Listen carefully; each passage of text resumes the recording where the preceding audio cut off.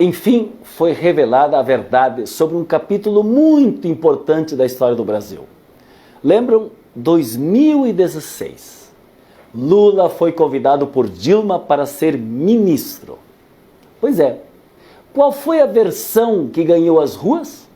Que Lula viraria ministro para ter foro privilegiado. Bem, agora ficou provado. Isto foi uma grande mentira. Lula, na verdade, nem pensava ser ministro, mas se dispôs a ajudar Dilma a se livrar dessas armadilhas montadas por Aécio e Cunha. Hoje todo mundo sabe que esses dois são corruptos, mas em 2016, Cunha ainda era o todo-poderoso presidente da Câmara e Aécio o líder da oposição ao PT. Juntos, eles boicotaram todas as ações de Dilma para enfrentar a crise. E juntos, eles criaram um ambiente político ideal para a farsa que foi o impeachment sem crime de Dilma. Mas há um terceiro personagem nessa tramóia. O amigo de Aécio, o então juiz Sérgio Moro. Moro era o chefe da Lava Jato e em 2006 grampeou o telefone de Lula. E mesmo depois de receber ordem superior para interromper as escutas, ele ainda gravou 22 conversas com o ex-presidente. E fez pior. Mesmo sabendo que era ilegal, vazou um áudio para a Globo.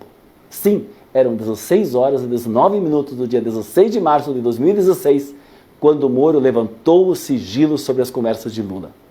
E às 18 horas e 32, a Globo News já dava com exclusividade a notícia.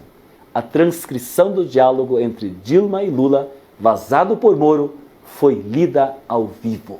Eu não vou dar minha interpretação do que aconteceu depois. Prefiro o relato da Folha de São Paulo, que não é do PT. Vejam o que diz o jornal. A divulgação do áudio de 1 minuto e 32 segundos incendiou o país e levou o Supremo Tribunal Federal a anular a posse de Lula, às vésperas da abertura do processo de impeachment e da deposição da Dilma. Para a Lava Jato, o telefonema mostrava que a nomeação de Lula tinha como objetivo travar as investigações sobre ele, transferindo o seu caso de Curitiba para o STF. Ou seja, aí temos um detalhe sórdido do golpe. Moro fez de tudo para impedir que o caso de Lula fosse analisado pelo Supremo. Ele precisava que a decisão sobre o destino do Lula ficasse em suas mãos. Para quê? Ora, para poder condenar Lula sem nenhuma prova, como de fato aconteceu.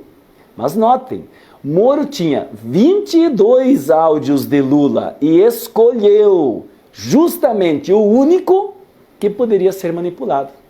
O único que poderia dar a impressão de alguma ilegalidade. É importante repetir, esse áudio não era o único que Moro tinha nas mãos. Havia outras 21 conversas que provavam justamente o contrário. Ou seja, que Lula não fazia a menor questão de virar ministro. E muito menos que andava atrás de foro privilegiado. Mas o que Moro fez com as outras 21 conversas? Escondeu. Sim, escondeu, inclusive do Supremo. Só uma foi anexada ao inquérito. Justamente aquela que servia à manipulação. Aliás, por causa deste vazamento, o falecido ministro Teori Zavascki repreendeu publicamente Sérgio Moro. E o próprio Moro, num ato de extremo cinismo, pediu desculpas ao STF. Mas já não fazia mais a diferença. A essa altura, a Globo já tinha feito o serviço. Repetiu tantas vezes a tese de Moro e de Aécio que Lula queria fugir da justiça, que a versão ficou parecendo uma verdade.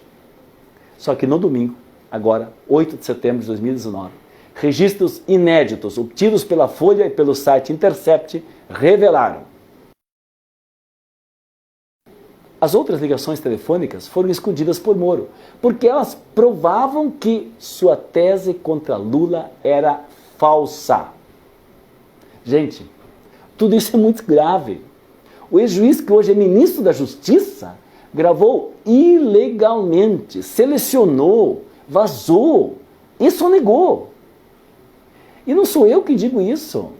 Os próprios procuradores da Lava Jato sabiam da gravidade de tudo e um deles chegou a alertar o chefe Deltan Dallagnol sobre a ilegalidade.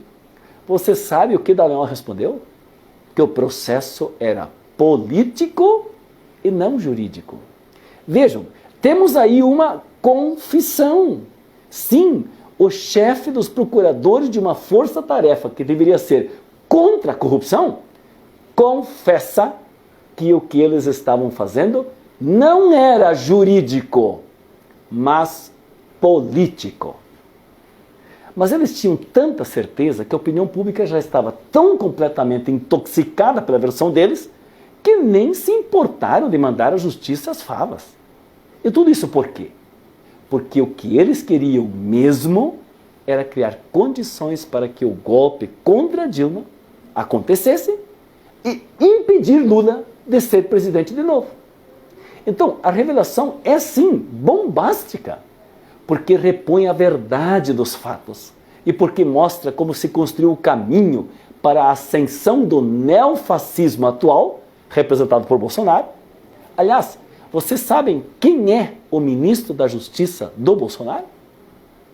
Ele mesmo, aquele juiz contra a lei que gravou, selecionou, vazou e depois ainda condenou um inocente. Para a Associação Brasileira de Juristas pela Democracia, esse juiz cometeu 4 crimes: abuso de autoridade, improbidade administrativa, prevaricação e formação de quadrilha.